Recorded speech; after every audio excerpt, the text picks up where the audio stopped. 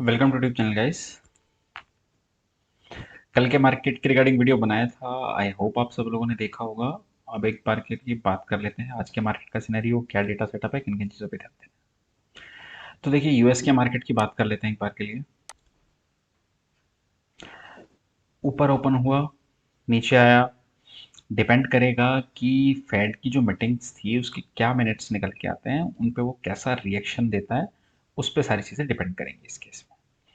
अगर मिनट्स में ये आता है कि बहुत ज़्यादा रेट हाइक की ज़रूरत नहीं है, हम पहले देखेंगे डेटा को, तो मार्केट उसको पॉजिटिवली देगा। अगर थोड़ा हॉकिश मिनट्स निकल के आए तो मार्केट उसको थोड़ा नेगेटिव देगा।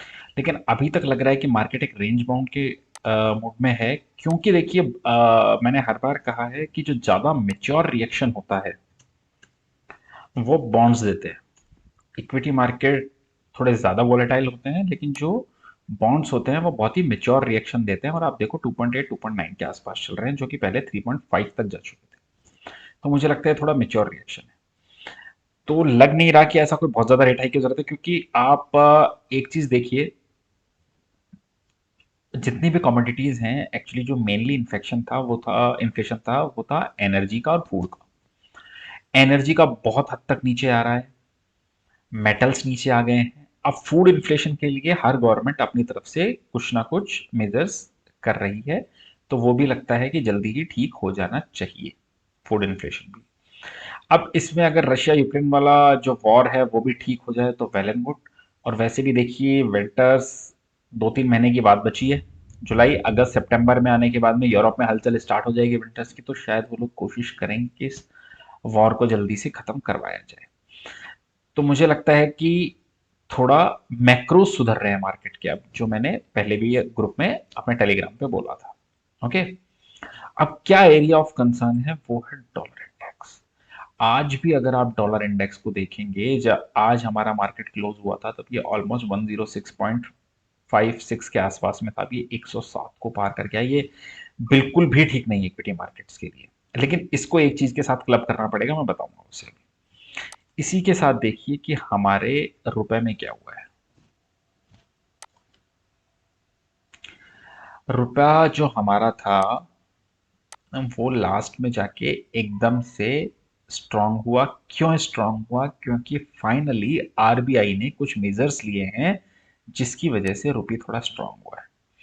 अगर आप रुपए का चार्ट देखेंगे तो आप ये देखिए, हम 79 पॉइंट ऑलमोस्ट 4 तक चले गए थे, वहां से हम वापस 79 तक आए हैं, तो थोड़ा रुपया संभला है। इसको हमारे मार्केट के लिए ठीक माना जाएगा। बस ये डॉलर इंडेक्स यहाँ से सुधर जाए, बाकी सारे मैक्रोज धीरे धीरे सुधर रहे हैं, डॉलर इंडेक्स का सुधरना जरूरी है। अब दो चीजें हैं, अगर वो ठीक हो जाती हैं तो इस मार्केट का बॉटम बन चुका है, आप ये मान के चलिए।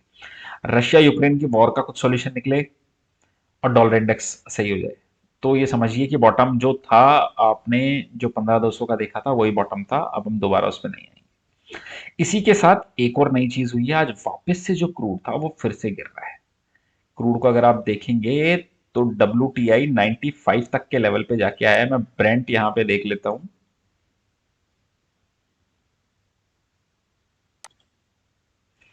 ऑलमोस्ट 100 पे आ चुका है, और ब्रेंट जाके आया है 98.5 तक।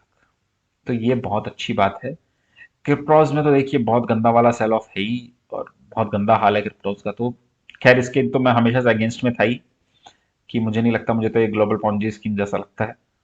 ठीक है, जो लोग कर रहे हैं दैट्स डिफरेंट थिंग, तो उसमें नहीं जाते हैं ज्यादा।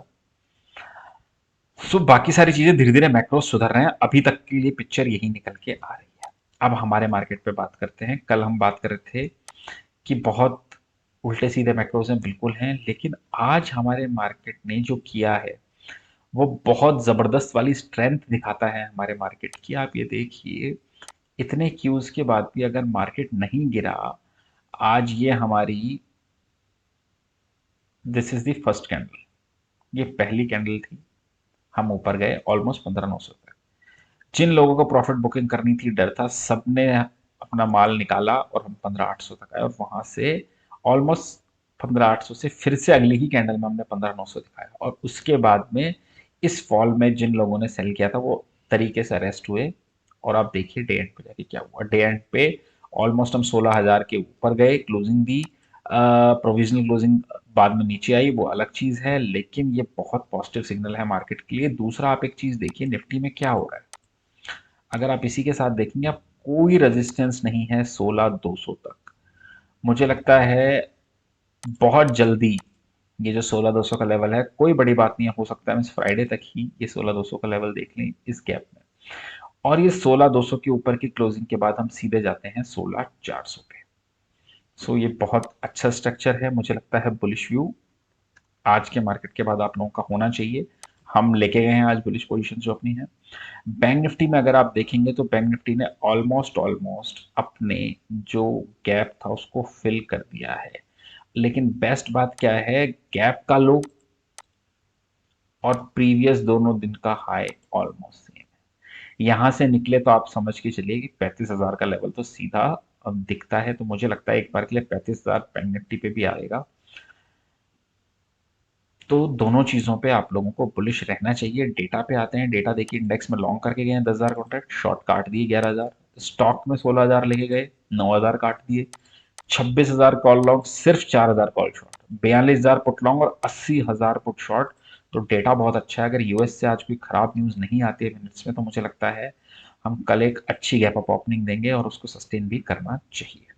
ओके। सो आज कोई स्टॉक डिस्कस नहीं करते हैं, क्योंकि इस तरीके के मार्केट में स्टॉक का कोई लॉजिक नहीं बनता है। हर एक न्यूज़ पे स्टॉक 5-10% ऊपर नीचे हो जाते हैं। लेकिन एक सेक्टर में कहूंगा, मुझे लगता है आईटी पे ध्यान देके चलिए। टीसीएस का रिजल्ट आने वाला है। अगर रिजल्ट अच्छा रहता है तो आईटी बूस्ट कर सकता है। बॉन्ड यील्ड्स नीचे आ रही हैं। आप देखिए यूएस में भी जो आईटी सेक्टर है वो थोड़ा सा संभलने के साइंस दे रहा है। ओके। सो आई होप आप लोगों को वीडियो ठीक लगा होगा। अगर अच्छा लगा तो लाइक एंड शेयर कर दीजिए। Thank you.